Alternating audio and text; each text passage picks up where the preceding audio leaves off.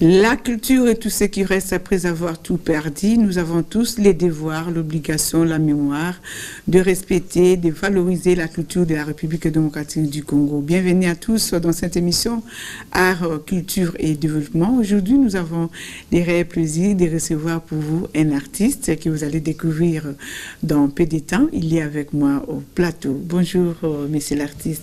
Bonjour, madame la journaliste. Présentez-vous, s'il vous plaît. Oui, merci. Je réponds au nom de Trif Kialongila, communément appelé Jésus. Je suis artiste et concepteur, performeur et également manager culturel. Ah bon, je sens un manager culturel, donc vous aimez toute la culture, parce que la culture est tout ce qui reste après avoir tout perdu. Qu'attendez-vous d'abord par la culture? La culture, c'est la manière de vivre d'une société. On reconnaît la société aussi de par sa culture. La culture englobe tout. Sans la culture, on dit le peuple sans culture, c'est un peuple désorienté. Alors sans la culture, il n'y a pas d'histoire. Sans la culture, il n'y a rien, il n'y a pas de vie en fait. Sans la culture, il n'y a pas de vie. Aujourd'hui, nous parlons de l'artiste Mika.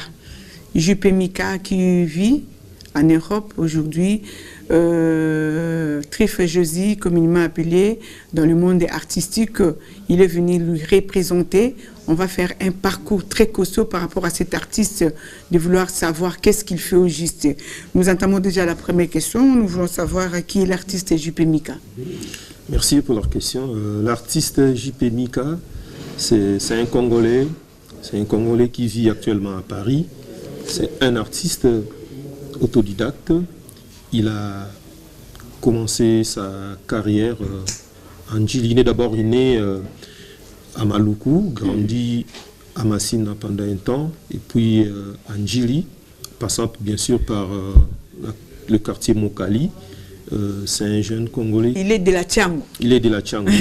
Il est né au début des années 80. Il est troisième d'une famille de 8 enfants, dont lui, il est jumeau, c'est un jumeau. Ah, c'est un jumeau. Voilà, tout ce que je peux dire par rapport à lui. Il fait aujourd'hui une bonne carrière. Il fait la fierté de la culture congolaise et africaine au niveau de l'Europe. Parce que vous allez parler de sa biographie, son parcours. Donc, ensemble avec vous, vous allez suivre cette petite biographie de l'artiste Jupe Mika et on reste tout juste après. L'artiste Jupe Mika est né en 1980 à Kinshasa, en République démocratique du Congo, vit et travaille en France. Jean-Paul Simba Mika s'intéresse au dessin à l'âge de 13 ans. Il commence par réaliser des décorations sur les murs de commerce, des copies d'affiches de cinéma, dans les bars où toutes les lumières bleues, rouges, jaunes, qui lui donnent la force de couleur en 2005. Il s'inscrit à l'Académie des Beaux-Arts de Kinshasa, dont il sort diplômé en 2017, dont il sort diplômé en 2007. Il commence alors à fréquenter l'atelier de l'artiste Chéri Chérin, qui devient son maître. Il perfectionne sa technique et adhère à l'association des peintres populaires. En 2004, il crée son propre atelier EBA, événement des Beaux-Arts. PAP du maître Chéri Chérin et délaisse la narration pour évoluer vers la simplification et ses compositions. Mika se met souvent en scène dans ses œuvres, peignant des autoportraits ou s'intégrant dans une composition de groupe.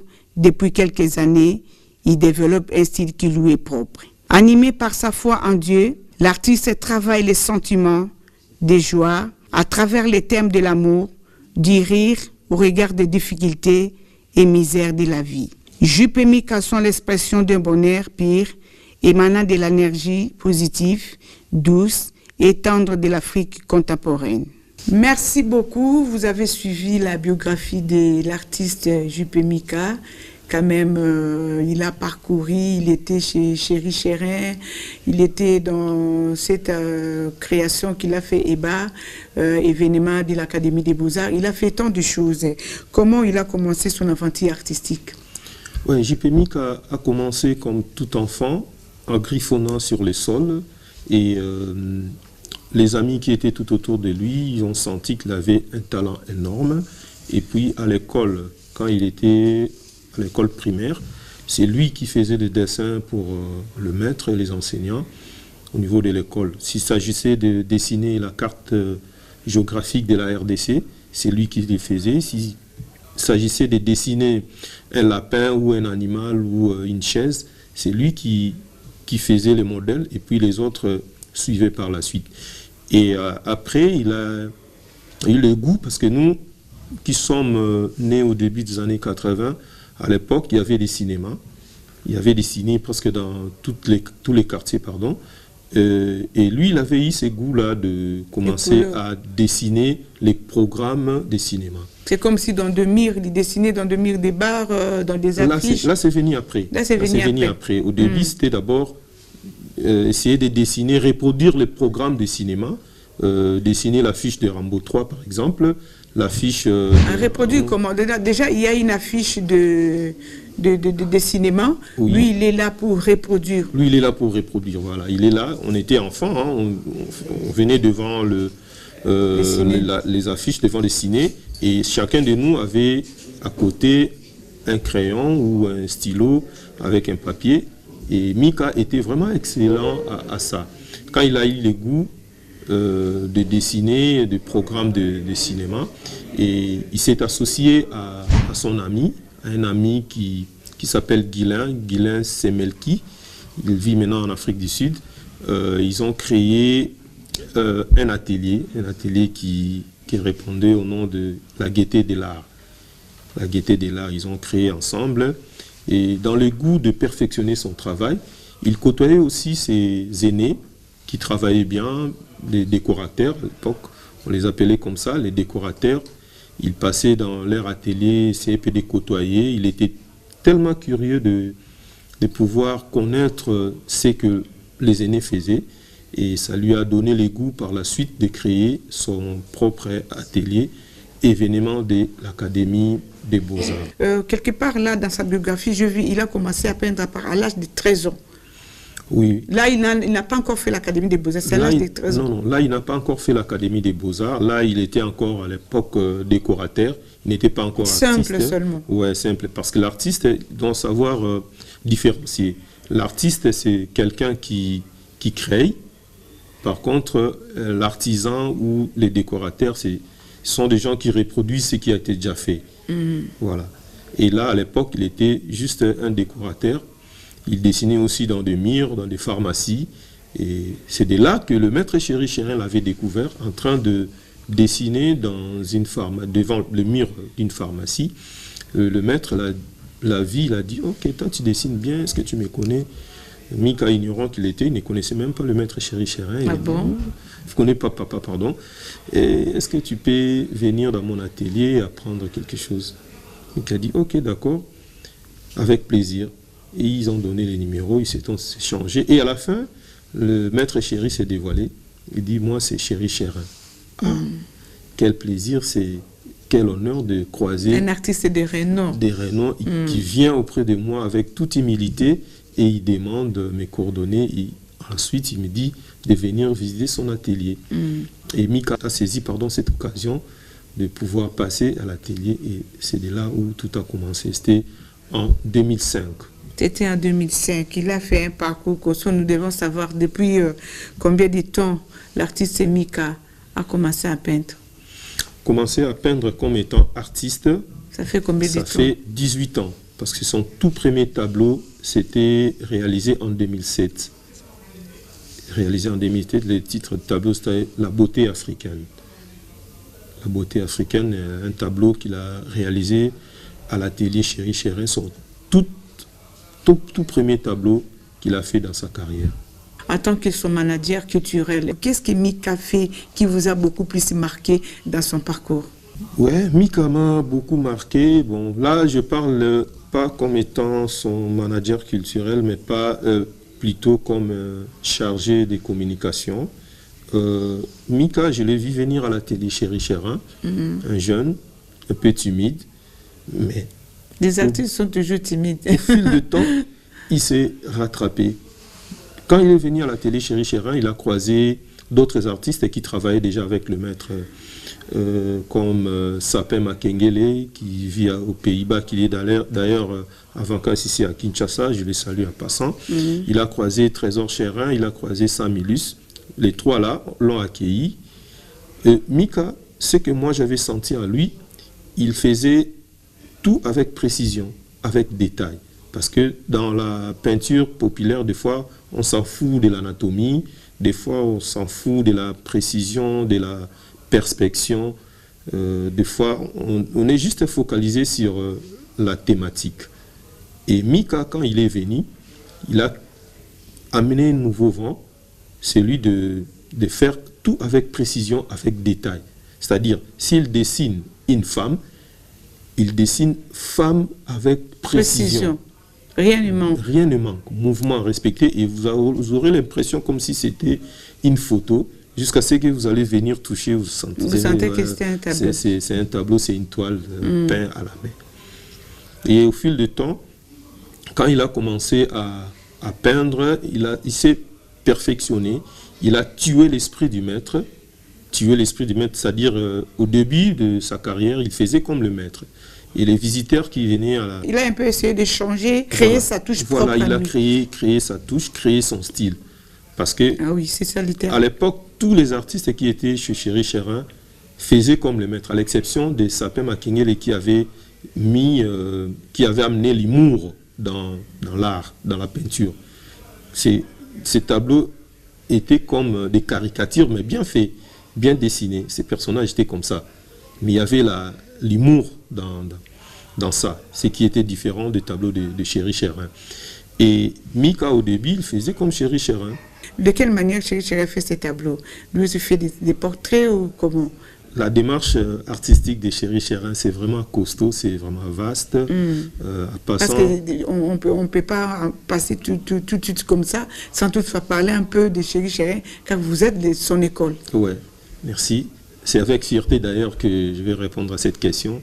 Maître Chéri Chérin, c'est un artiste qui a commencé à peindre dans le mire, et puis ensuite vers début des années 70, il commençait à créer le tableau genre Bitumba Mwana Koko Tate ensemble avec Moke le Père et Chéri Samba. Ce sont eux les aînés, les précurseurs de la peinture populaire.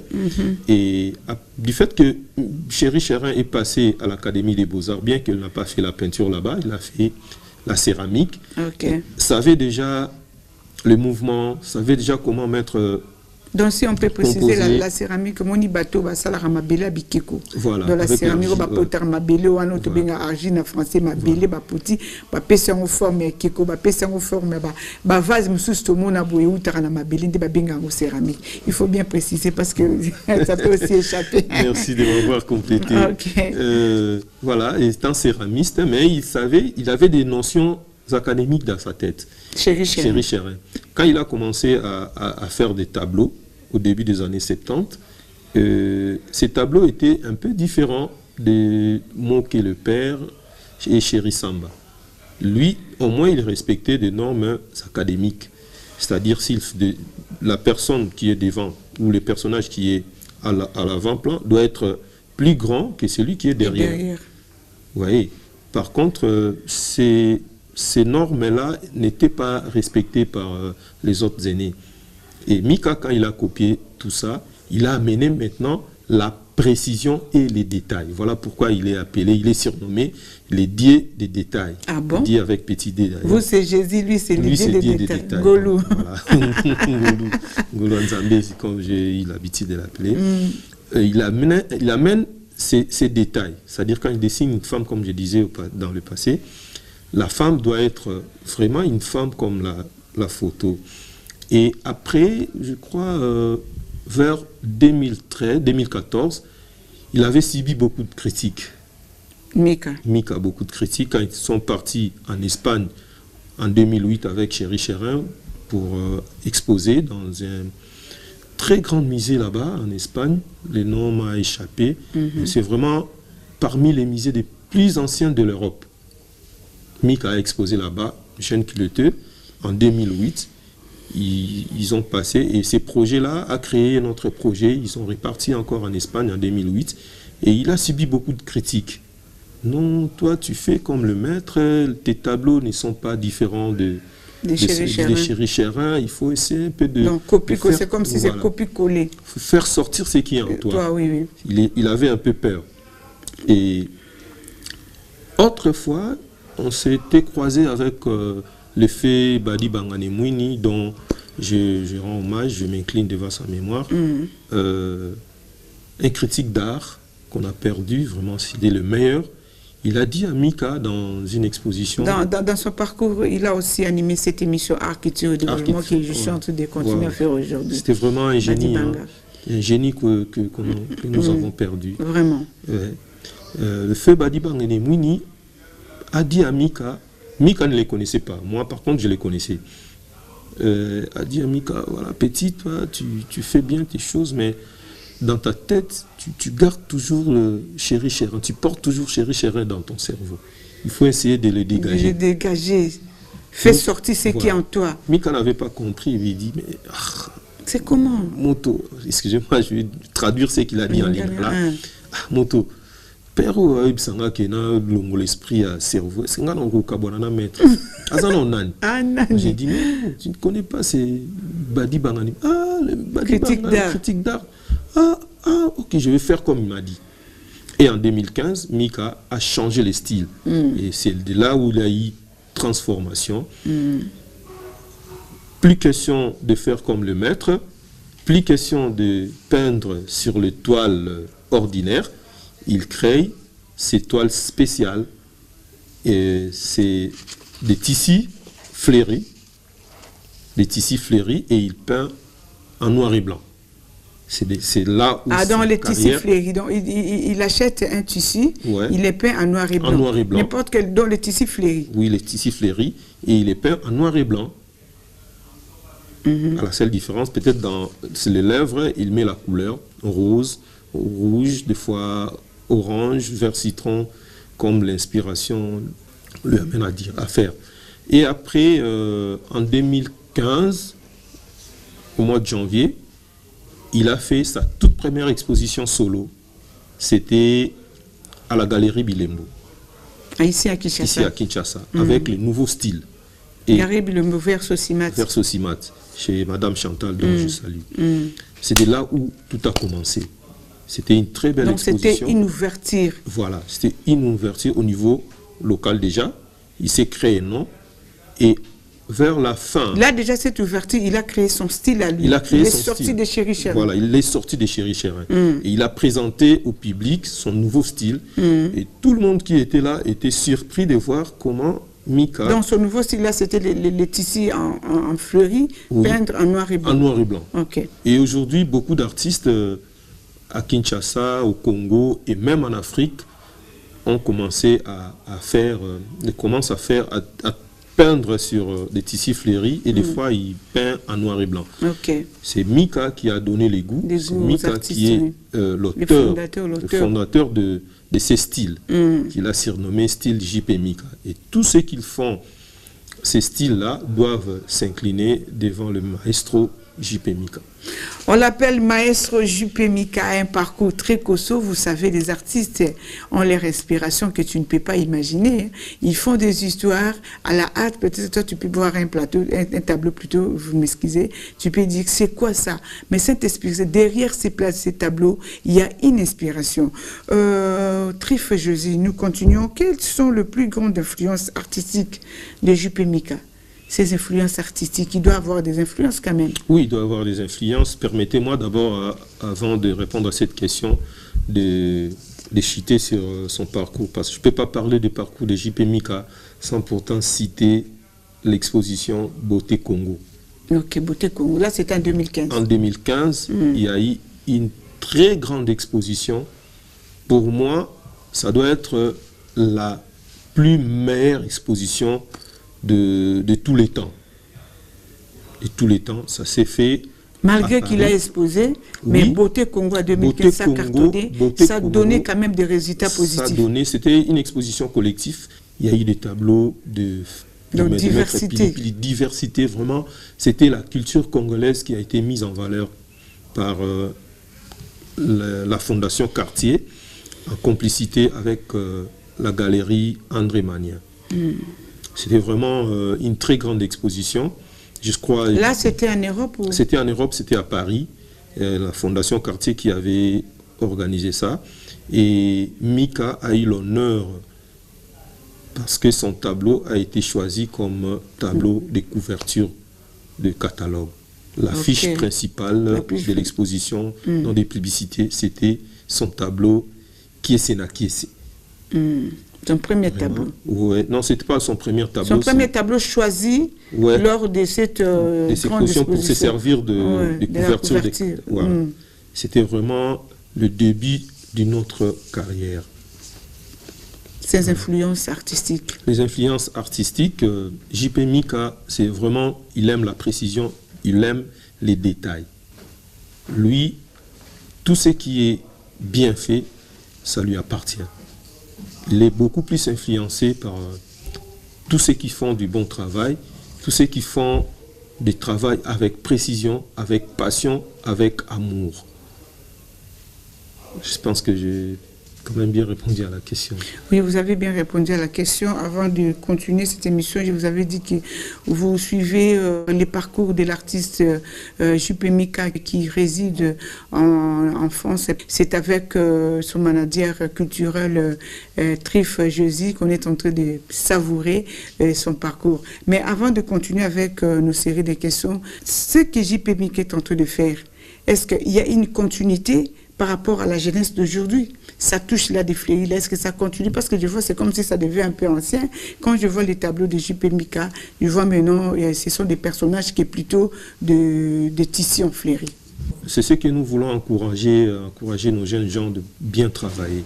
Aujourd'hui, avec l'avenir de la technologie, les artistes, bon, je sais pas, c'est aussi, c'est pas interdit. Hein. Des fois, les artistes trichent avec l'informatique. Ok. Ils viennent, ils se font des trucs avec Photoshop, ils composent à partir de l'ordinateur et ils impriment sur tissu, sur toile, et puis il vient à la fin donner la finition, mettre la couleur à la fin. Ça, c'est vraiment, c'est pas une bonne démarche. C'est pas une bonne démarche. Je décourage les gens, les jeunes artistes qui viennent aujourd'hui de faire ça. Il faut commencer à peindre. C'est de l'art pur quand même. La peinture, c'est parmi de l'art pur. Ça doit être fait à la main. Il faut avoir un pinceau. Au début, il faut avoir la toile, préparer la toile, mettre les croquis, commencer à peindre. Sans pourtant avoir assisté, l'ordinateur vient assister. Ça, c'est vraiment une très mauvaise démarche parce qu'il y a des résidences. Il y a des résidences où il faut commencer les tableaux du début jusqu'à la fin. Voilà un peu ce que je pouvais dire par rapport à cette préoccupation. Parlez-nous de son préféré artistique et où il trouve ses inspirations. Parce que ça, que chaque artiste a sa touche. Mika trouve ses inspirations où? Mika, ses inspirations viennent de Dieu. Tel qu'il m'a dit, il a toujours l'habitude de me dire ça. Comme tu l'appelles Ngolu Nzambe. Ngolu Nzambe, donc la grâce de Dieu. Il vient même peindre, parce qu'il cherchait depuis très longtemps à se faire la marque, créer son propre style. Il demandait toujours à Dieu, mais comment je peux faire, comment je pouvais me débarrasser du maître chéri Charles. Tout ce que je fais, je n'arrive toujours pas. C'est toujours le maître chéri Charles. Bien qu'il y a des différences, mais un jour, il s'est inspiré et il a eu, je ne sais pas, un songe ou quoi, comme quoi il était en train de peindre sur sa chemise en fleurs. Et les gens ont admiré. Et puis, le matin, il s'est réveillé, il dit non, je vais aller trouver ça, je vais trouver quelque chose, un tissu du genre fleuri, comme ça je vais commencer à peindre. C'est venu comme ça. Et il a acheté, il a fait plus question de mettre beaucoup de personnages. Mieux vaut mettre 2 ou 3 personnages ou un personnage, mais avec beaucoup de détails et précision et respecter les mouvements. Et là, il a fait, ça a éclaté, tout le monde était d'accord. Mika, moi, je le considère comme fusion de 2 maîtres. Mika, c'est un élève de Chéri Chérin, mais aussi, il a travaillé pendant un temps avec Chéri Samba. Mika, c'est la fusion de ces 2 grands maîtres. Il prend la préférence de Chéri Chérin au niveau de la composition, au niveau de la thématique, et il prend les détails et la propriété de Chéri Samba, et il les met ensemble. Donc ces 2 préférences sont le tableau de Chéri Chérin et de Chéri Samba mis ensemble, et ça qui fait sortir son style, son travail, voilà, son style. Nous avons y arrivé avec cette exposition bientôt que Mika va exposer, mais avant d'y arriver, il y a toujours des préoccupations qui tombent. Trif, qu'est-ce qui se passe? Les artistes ne produisent plus. Il n'y a plus d'exposition, il n'y a plus d'ateliers, il n'y a plus de conférences. Vraiment, là, on est désolé parce que dans notre pays, c'est toujours comme ça. Ça devient comme une chanson préférée des artistes, et lorsqu'ils passent dans les médias, il n'y a pas d'activité au niveau du pays. Ailleurs, par contre, il y a des activités. Le maître Chéri Chérin venait de célébrer ses 50e anniversaire de carrière aux États-Unis d'Amérique, à Washington, bien sûr. Oui. Et par contre, ici, on avait essayé d'écrire, de contacter acquis des droits, voir si on pouvait faire une très grande exposition à partir d'ici, parce qu'il s'agit d'un artiste de renommée internationale. La grâce qu'on a, Maître Chéri Chérin. Il est toujours en vue? Oui, il est toujours en vue, il travaille, je les salue d'ailleurs, là où il est. Nous vous saluons, Maître Chéri Chérin. À la prochaine, on va venir vers vous, parce que Trif a beaucoup parlé de vous. Ouais. Je viendrai. Merci d'avoir serré la bienvenue. On a fait beaucoup de démarches, mais ça nous décourage. À la fin, ils nous disent quel est notre intérêt dans tout ça. Écoutez, votre intérêt, c'est la culture congolaise qui est en train d'être promise. Vous voulez quel intérêt? Non, il faut quand même, s'il y aura quelque chose qui va sortir, il faut penser à la rétrocommission, il faut quand même nous donner quelque chose pour nous motiver, sinon votre dossier va demeurer éternellement ici. Mais vous ne voyez pas, c'est comme si vos tableaux sont abstraits. Le personnage, le vase, le buste, tout ça, les gens n'arrivent pas à mettre ça à exposer ça ou bien à mettre ça dans des maisons. Ils voient que c'est trop abstrait, il n'y a pas grand-chose, il n'y a pas vraiment... les tableaux ne vivent pas, les tableaux ne parlent pas. Ils préfèrent acheter les tableaux qui viennent en Chine, qui viennent en Europe, tout ça. Bon, tout ça, c'est parce que je vais revenir en arrière. À l'époque, je crois vers les années 80, 90, on mettait des tableaux, des bustes à la maison. Mais avec la venue des églises des réveils, ils pensaient que ça amenait des envoûtements, ces statuettes-là étaient envoûtées, ça ramenait le mauvais sort à la maison. Alors que c'est pas ça. Ça décourageait un peu les publics à pouvoir consommer ces sculptures, ces tableaux. Et bon, aussi, il faut penser à autre chose. Nos tableaux coûtent aussi extrêmement cher. Pourquoi? C'est ça même la question, parce que tu verras quelqu'un à qui quand un dollars, bâtiment tableau peut-être $20, mais si on arrive vers vous un tableau à $800 pour acheter un tableau, mettre à la maison, oui, pas même 800, moi j'ai dit 800 c'est peu, mais il y a d'autres tableaux, c'est dans des signatures de $5,000, 6,000 même, voire même $10,000. Mais comment une personne peut acheter un tableau qui coûte $10,000 ou $1,000 pour mettre ça dans une maison? Ouais. Bon, c'est difficile dans notre pays, c'est pas de leur faute. Le public est tellement pauvre, la population est tellement pauvre, et l'artiste ne peut pas aussi... L'artiste, c'est la cote, c'est la cotation. JP Mika aujourd'hui, ces tableaux peuvent valoir dans des milliers de dollars. S'il vient ici, il expose ici, il le met à 200 ou 50 ou $100. c'est sa cote, il va perdre sa cote directement. Il va perdre sa cote. Mais vous ne voyez pas qu'il y a chacun a sa façon de toucher son argent. Vous ne pouvez pas faire faire des tableaux qui coûtent des $100 déjà pour un petit peuple et pour le de $1000, des $10 000 pour de grands. C'est pas tout le monde qui a le même revenu. Oui, je dirais ceci, parce que là, au niveau de la cotation, c'est un peu difficile à en avoir. C'est vraiment un sujet économique. L'art aujourd'hui est devenu business. L'artiste travaille avec la galerie. Le galeriste, c'est un businessman. Il vient, il prend l'artiste du néant, il fait la promotion, il organise des expositions, la cote varie, la cote se développe jusqu'à ce qu'elle atteigne un certain niveau. Et si un artiste met un tableau à $200, directement il diminue son cote. Il diminue sa Comment ça? C'est difficile parce que. Mais c'est là où maintenant actuellement vous ne vendez pas parce que tout ça devient cher. Il n'y a pas moyen de vendre, les gens n'ont pas l'argent. Vous ne voulez pas mettre les tableaux à un coût favorable que tout le monde peut en acheter. Aujourd'hui, oui, bien sûr, on peut le faire. Des fois, on les fait. Des fois, on les fait des tableaux au bas prix, mais aussi. On organise des expositions non-ventes. Parce qu'on a un projet avec JP Mika dans les jours à venir d'organiser une grande exposition ici, mais ça sera une exposition non-vente. Pour juste garder la cotation. Ok. La cotation. La cotation, c'est vraiment... On peut la perdre en une journée. Mais pour la construire, il faudra faire des dizaines d'années. Ok. Ouais.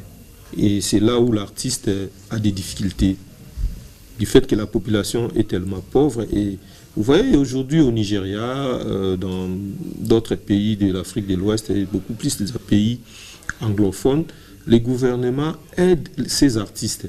C'est-à-dire les gouvernements paient acheter les tableaux, ils respectent la cotation de l'artiste et ils prennent ces tableaux, ils mettent dans des écoles, ils mettent dans des hôpitaux, ils mettent dans des centres culturels. Ça se passe comme ça. Et non, l'artiste prend ses propres tableaux, il vient, il les solde comme ça. Non, non. Là, ben, quand je vois tout au long de la route, il y a les artistes populaires, il y a les tableaux qu'on met tout au long de la route, ils vendent. Est-ce que c'est toujours dans ces prix-là? Non, au début, j'avais dit il y a des artisans et il y a des artistes. Donc, ceux que vous voyez là, qui se promènent dans les terrasses, sont des artisans. Les artisans, c'est qu'ils n'ont pas les touches artistiques. Non, ils peuvent avoir des touches artistiques, mais ils ne créent pas. Ils reproduisent seulement le paysage. Comme vous l'avez dit tantôt au début, JP Mika aussi reproduisait devant une fiche de cinéma. Voilà. Il reproduit ce que... Ok, d'accord. Voilà. Ce sont des artisans. Bon, j'ai beaucoup de respect avec ce qu'ils font. Donnez un peu la différence là, artiste et artisan. Il y a ces fois, les gens se compliquent un peu. Voilà. L'artiste, c'est celui qui crée. Aujourd'hui, il peut faire un tableau sur un sujet de la guerre à l'Est, par exemple. Et d'ailleurs, en passant, JP Mika pense et de cœur avec nos frères et sœurs qui sont à Goma. Et il soutient aussi les FRDC, les Wazalendo et consorts. On est de cœur avec vous. La ville de Goma, c'est vraiment une très belle ville. Des fois, on était passé en 2019. Il y a des galeries là-bas, il y a des jeunes artistes qui travaillent très bien. On est de cœur avec eux. Voilà, pour revenir à la question, l'artiste, c'est celui qui crée. Il crée, il change de sujet, il crée, il développe les tableaux. Il s'inspire. Ils exposent, voilà la grande différence. Ils exposent dans des galeries, dans des musées. Par contre, les artisans, ils reproduisent en chaîne. Il peut y avoir un sujet, je ne sais pas, une image de paysage où il y a derrière, il y a quelqu'un qui vient du champ avec son gibier, à côté il y a la femme, il tient à sa mousse. Il y a des fois un arbre à côté, tu vois, il y a un serpent, il y a un crocodile, tu ne sais pas, tu vas descendre dans l'eau ou comment. Ok, d'accord. Il ne fait que reproduire ça en série. En série, en chaîne, jusqu'à ce qu'il peut faire... Et il n'expose pas. Il n'expose pas. Il peut faire 40 000 tableaux, tous les jours il fait la même chose. Il n'expose pas. Il prend, il fait juste... Il peut avoir la touche.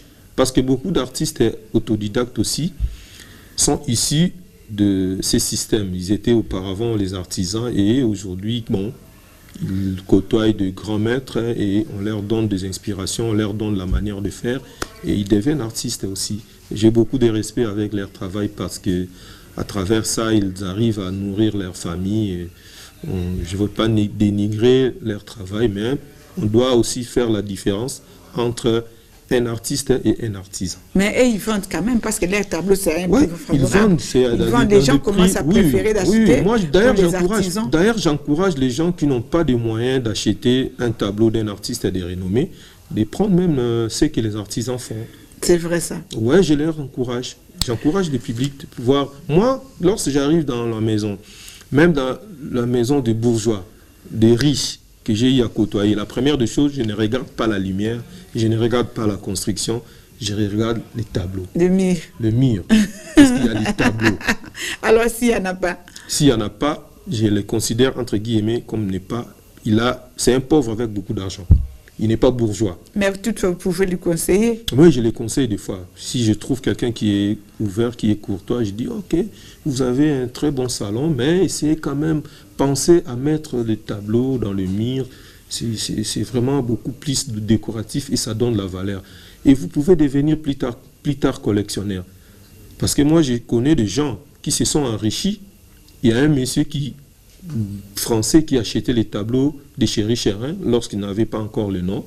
Il achetait, il gardait, il faisait sa collection. Et lorsque le code du maître a explosé, et ce monsieur-là a pu vendre ses tableaux dans les ventes aux enchères et il a gagné beaucoup d'argent. C'est vrai ça? Oui. Est-ce qu'il est arrivé ici, à Kinshasa, Mika a déjà vendu ses tableaux? Si vous êtes témoin oculaire, ouais. Mika a exposé, Mika a vendu, parce que les tableaux de JP Mika coûtent énormément cher. Oui. Déjà avant 2015, il y avait des blancs, des visiteurs qui passaient dans les ateliers, encourager, acheter des tableaux. Ils vendaient déjà depuis très longtemps, mais aussi dans les expositions, il y avait une banque de la place, bon, je ne peux pas citer le nom de la banque, qui organisait chaque année des expositions. Ça encourageait vraiment les artistes. Et ça donnait de belles performances. JP Mika vendait toujours ses tableaux. C'était le tout premier artiste qui vendait lors de ces expositions. Et aussi l'exposition Galerie Bilembo, il a aussi pu vendre beaucoup de tableaux. Ok. Ouais. Mais malheureusement, s'il vous plaît, c'est toujours les expatriés qui vivent ici qui achètent. Qu'est-ce que ça vous fait, Banambo, Kabango Moko? Ils n'arrivent pas à acheter vos tableaux. Qu'est-ce qu'il y a? Je ne sais pas si vous avez un sentiment là de désolation. Si vous pouvez l'expliquer, qu'est-ce qui se passe? C'est vraiment regrettable. C'est vraiment regrettable. Les coûts, comment? C'est pas les coûts parce qu'il y a nous les voyons, hein, les mécènes qui viennent dans des concerts dépenser beaucoup d'argent, jeter des billets de $100, dépenser plus de $5000 pour un concert. Je ne suis pas contre les musiciens, c'est leur travail, je les respecte, mais aussi on a eu à les côtoyer, le faire savoir ce que nous faisons aussi, l'importance de ça. On veut aussi que le public congolais puisse consommer nos produits. Mais malheureusement, c'est toujours négatif. Et voilà pourquoi j'arrive à saluer Madame Julie Chongo, qui a une galerie ici, qui encourage les artistes qui arrivent. Ça se trouve au niveau de Mongalema, vers Saint-Luc, je crois. Ouais, il a une très bonne, exposition et une très bonne galerie. On l'appelle Colonel Munjiba, juste à côté là. Ah, je vois. Voilà. Il a une galerie là-bas. Je l'encourage vraiment. C'est une dame qui a beaucoup de collections, même des années 30, des artistes des années 30. La dame a ses collections. Voilà, des gens comme ça, s'il était même 10 au pays, ça allait donner quelque chose de bon. Voilà. Maintenant, nous sommes arrivés à cette grande exposition que Mika va exposer en France. Parlez-nous d'abord de cette grande exposition qui interviendra le 22 mars 2025. Et quelle a été la motivation? Ouais, l'exposition... C'est ça maintenant, les socles même de cette émission. Ouais, l'exposition aura lieu le 22 mars 2025 à Paris, à la galerie Manière Art. Cette grande exposition, c'est le fruit du travail de l'artiste qui a eu à travailler pendant plus de 2 ans et demi. Ça, c'est la deuxième fois qu'il expose en solo dans la même galerie. La première fois, c'était en 2021. Je ne sais pas si je me suis trompé, mais ça, c'est la deuxième fois. Ce qu'il faut retenir, c'est la deuxième fois que l'artiste JP Mika expose en solo à la galerie Manière Art. Cette exposition, je disais tantôt, c'est le fruit du travail acharné de l'artiste pendant 2 ans et demi. Et l'artiste va présenter cette fois-ci une autre manière de faire les choses, des thématiques liées à l'écologie. D'ailleurs, le titre de l'exposition, c'est Mongongo ya Mozalisi.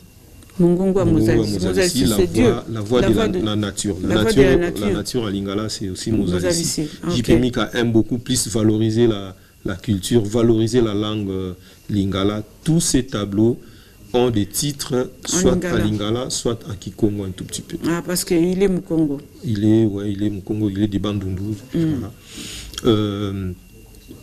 Cette exposition, c'est vraiment un très grand événement dont j'invite nos frères diaspora qui vivent à Paris, à Lyon, à Bruxelles et partout en Europe de venir voir cette exposition. Mes chers frères, ne vous limitez pas seulement au concert de nos musiciens. Il faut aussi penser à voir les artistes peintres, les artistes plasticiens qui honorent notre travail. Vous savez, madame, nos artistes peintres, les plasticiens, des fois, vont dans des fins fonds là où les musiciens n'y arrivent pas. Par exemple, il y a eu en 2019, JP Mika et Chéri Samba sont allés exposer dans un village en Norvège. Ce n'est pas la capitale, mais au fin fond du village en Norvège. Et là, il n'y avait pas de noirs, hein. Il y a moins de noirs, il n'y a que de blancs qui admirent. Des tableaux. C'est bien déjà, dans le fin fond, il expose. Et Mika, il est toujours vêtu dans ce style, il y a une marque d'habillement hein, qui s'appelle JP Mika aussi, avec ses vestes en fleurs. Il tient toujours les drapeaux du Congo. Il aime toujours sa nationalité. Il aime toujours la nationalité. L'esprit patriotique. Ouais. On lui a proposé de changer la nationalité. Il a carrément refusé. Il dit, moi je suis congolais, je vais travailler pour mon pays. Il tient toujours son drapeau et des fois ils achètent beaucoup pour aller distribuer aux jeunes, au public qui viennent assister à ces expositions. Donc cette exposition, c'est vraiment un grand événement dont j'invite nos frères qui sont en Europe de venir visiter. Ça va prendre, je crois, 2 mois. Ça va terminer jusqu'au mois de mai. C'est vraiment donc ça commence le 22 mars jusqu'au mois de mai. Jusqu'au mois de mai. Ça va prendre pratiquement 2 mois. J'invite notre population vivant en Europe de passer voir cette exposition. JP Mika va exposer le 22 mars 2025 en France et précisément à Paris. Cette exposition, ça prendra 2 mois, c'est costaud. Donc l'invitation est lancée à tous les Congolais qui vivent en Europe d'aller savourer ces œuvres d'art de JP Mika. Alors, quelle a été la motivation de cette exposition? Alalika Abou directement le bien exposé. Ouais, c'est vraiment programmé parce que aujourd'hui, dans l'art contemporain, l'artiste ne produit pas juste pour vendre. L'artiste a un agenda qu'il faut respecter. L'artiste, vous savez, pendant 2 ans, l'artiste n'a produit que 15 tableaux. C'est vraiment limite. Il ne peut pas produire comme un artisan, juste produire pour vendre ou produire pour je sais pas quoi. Et l'artiste est vraiment professionnel sur ces points-là. L'artiste JP Mika va continuer toujours à exposer en Europe, ou bien il a des ambitions aussi qui peuvent venir ici en République démocratique du Congo pour exposer? Oui, il a des ambitions. Il a des ambitions de venir exposer. Il a des ambitions de faire des ateliers ici, passer dans des écoles, apprendre les enfants à dessiner. On a des projets avec sa fondation. Et l'artiste a une fondation dénommée JP Mika, Fondation JP Mika, où a une vision de pouvoir aider les orphelins, les hommes, les vieillards, les personnes démunies. Et dans ces projets-là, on va organiser les expositions non-ventes, bien sûr, juste pour que la population voie, comprenne aussi ce que nous faisons. Parce qu'on est d'abord congolais, on doit valoriser notre culture, même à partir d'ici, même en Europe, même partout. Mais ici, c'est vraiment plus important de faire savoir à notre population, à nos jeunes, de pouvoir rêver aussi. Parce que JP Mika, c'est un jeune qui vient du néant et aujourd'hui, il est là où il est. Et il faut aussi encourager les jeunes de pouvoir faire comme lui. JP Mika, depuis il est en Europe, il n'est jamais revenu ici pour exposer, parce que j'entends parler, vous dites qu'il a exposé en Norvège, il a exposé en Paris, il a exposé en ceci, cela, mais depuis qu'il est en Europe, il n'est jamais revenu ici en RDC pour aussi exposer.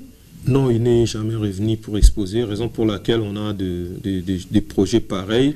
Il va venir, il va exposer, on va choisir un endroit, peut-être à Matongé par exemple, chez Ndakou, la vie est belle, donc je salue. Chez Papa Wemba. Ouais, je salue Eddie Ekete qui est l'auteur de ça, qui encourage aussi les jeunes de pouvoir bien travailler. Il y a des Jacques Nzoumé qui sont là, qui travaillent, et beaucoup plus qui se donnent corps et âme dans notre culture. Mais nous ne sommes pas soutenus, nous sommes moins connus d'ailleurs. Et raison pour laquelle on veut aller dans des couches, partout dans les quartiers de Kinshasa, faire savoir à la population l'importance d'avoir un tableau, l'importance de ces métiers. Les métiers, c'est un métier noble qui peut vous amener partout, croiser des présidents de la République et des rois, pourquoi pas le pape. Dans ses ambitions, après l'Europe, ça serait ici à Kinshasa.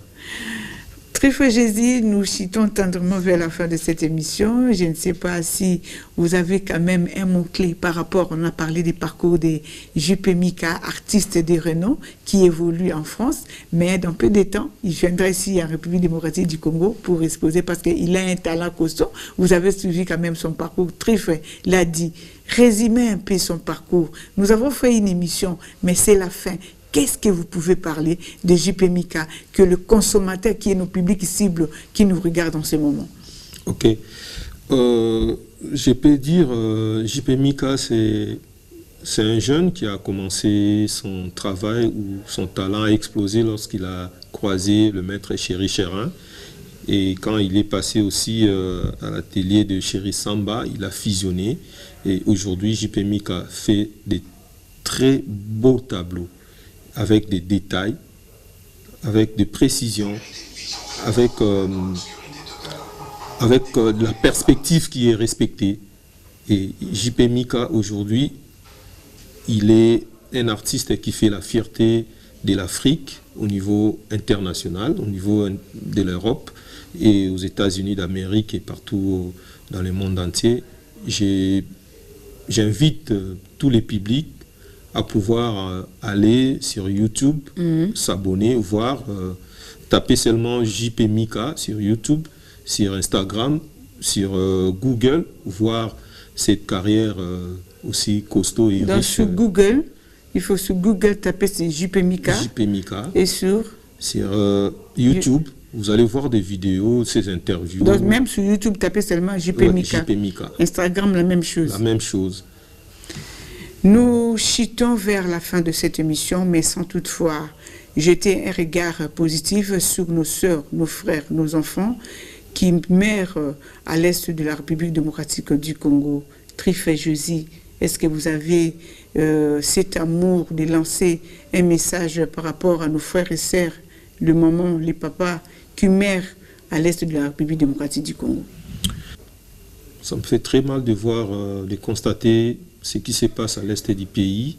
Je dirais à nos frères et sœurs qui sont à Goma, à Bukavu et partout, là où il y a la guerre, que nous sommes ensemble avec eux. Nous les aimons, nous prions pour eux, nous organisons des tableaux, nous créons des tableaux, nous dénonçons ce qui se passe à l'est du pays et on garde l'espoir que un jour cela va finir. Et d'ailleurs, c'est bientôt. On prie le bon Dieu pour que cela puisse cesser, parce qu'on en a marre. On en a marre, un jour ça va finir. Nous soutenons les FARDC, les Wazalendo, qui se battent pour récupérer nos terres, parce que ce sont nos terres. Nous ne pouvons pas les partager avec d'autres pays. C'est la fin de cette émission. À titre de rappel, nous avons parlé de l'artiste Jupe Mika, un artiste de renom qui évolue en Europe. Il va exposer ce 22 mars 2025 à Paris. Il vous invite à venir savourer cette grande exposition. Quant à moi, je vous dis bonne suite de programme sur nos antennes de la RTNC de développement. À très bientôt.